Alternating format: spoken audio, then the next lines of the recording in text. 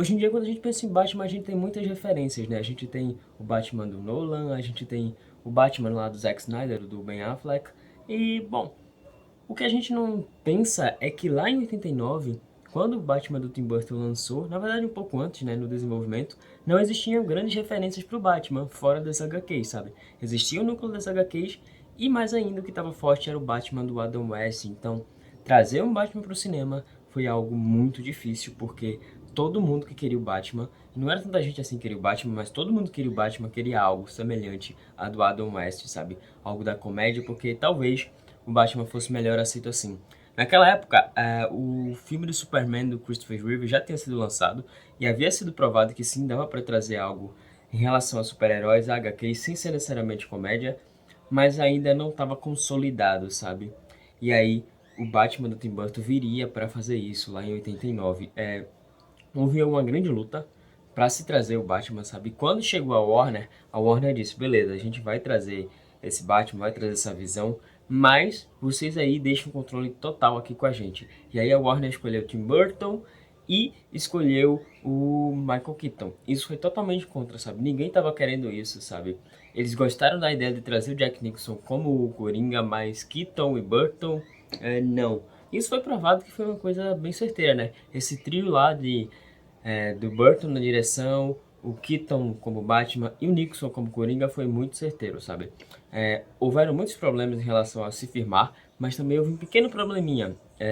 Lá em 88 houve a greve dos roteiristas, né? Aliás, está tendo a greve dos roteiristas hoje em dia. Eu fiz um vídeo sobre a importância dos roteiristas, então acaba caindo dentro do assunto. Clica no link e dá uma olhada. E bom, em 88 teve a greve dos roteiristas e aí o Tim Burton teve que refazer algumas coisas e mudar um pouquinho o roteiro, né? Originalmente ia ter o Robin nesse filme de 88, aí o Burton acabou cortando e aumentou o protagonismo do Coringa, o que foi um ponto bem essencial.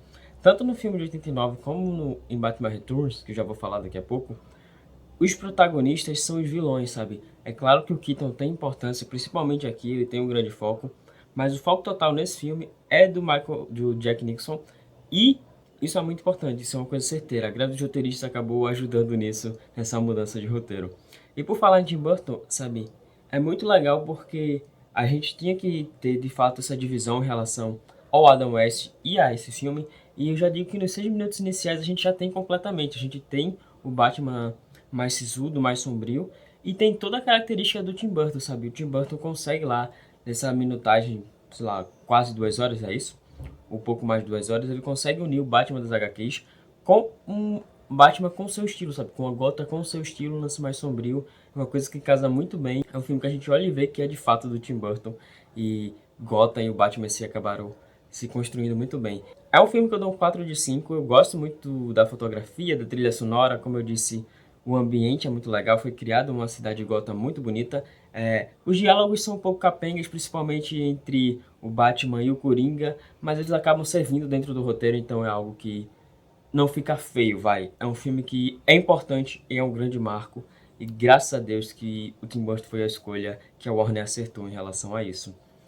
E, bom, agora a gente fala sobre o filme Batman Returns, que é um dos meus filmes favoritos. Vamos pular pra ele, né? Em 92 a gente tem Batman Returns e, ao que tudo indica, o Tim Burton não queria voltar para fazer esse filme, mas acabou voltando, sabe? Houve um retorno interessante de dinheiro, a Warner ficou contente com o resultado do Batman de 89, e aí volta o Tim Burton, volta o Michael Keaton, e aí se tem uma história que eu já acho muito melhor do que a anterior. Eu dou um 5 de 5.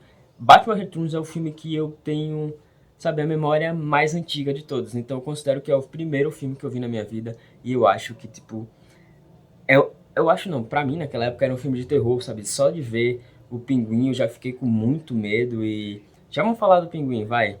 Que coisa bonita, sabe?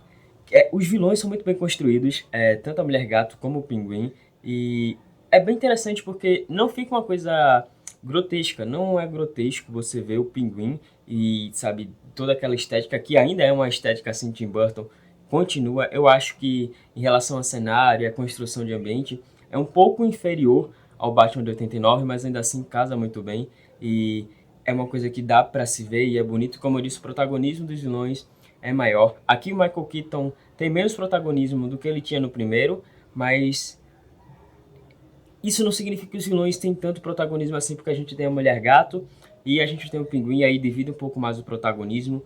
No primeiro filme, o Coringa acaba se destacando mais, aqui a gente tem mais dois personagens, e mesmo estando bem, sabe, a Michelle Pfeiffer tá muito bem, e a gente aqui também tem o Coringa, perdão, a gente também tem o Pinguim, que tá muito legal. Porra, tô esquecendo o nome do ator que faz o Pinguim, meu Deus do céu.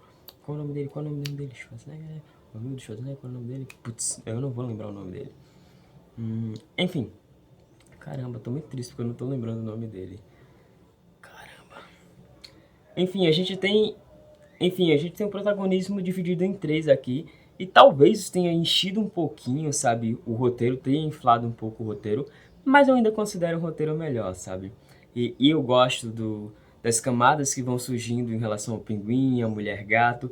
Mas de fato o Michael Keaton tá escanteado. Mas tudo bem, porque ele teve o filme anterior pra se mostrar e é isso. Ele ainda tá consolidado e esse é outro filme que ia ter o Robin, não teve o Robin e que só veio mais à frente e não foi tão bem apresentado assim.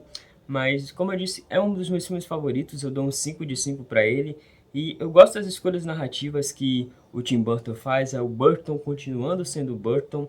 E também é um filme importante, sabe? A gente tem pontos aqui que uma galera do fandom das HQs fica meio que putinha, que em relação ao Batman tá um pouco mais agressiva, até a matar em certos pontos, mas é uma coisa muito lúdica e que eu acho que funciona dentro do universo do Tim Burton, sabe? O universo que foi criado, sabe? Então...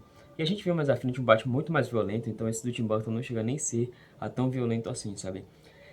Dentro do Batman Returns, do Batman de 89, existe toda uma nostalgia e também tem uma grande importância daqueles filmes para aquela época e para o que viria depois para o universo dos super-heróis. Demorou um pouco? Demorou um pouco.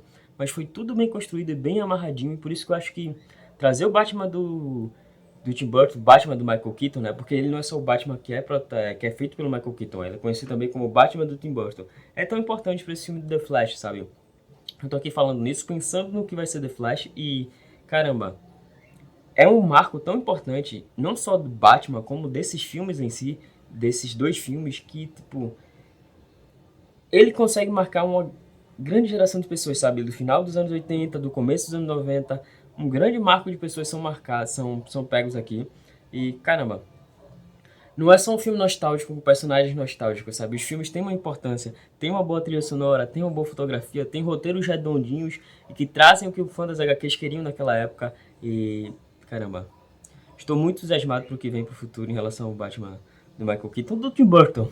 É isso, lembra que eu te amo, você estava querendo comentar de fato sobre Batman Returns, que é o meu filme favorito, o filme que eu tive medo quando era criancinha e vi, sabe, passando da Globo e fui assistir, mesmo com medo. E sobre o Batman de 89 também. São filmes que eu acho muito importantes. São filmes bem importantes. Tão importantes quanto o Batman do Adam West foi, quanto a trilogia Nolan foi, os dois filmes do Batman do Burton barra Keaton são muito importantes.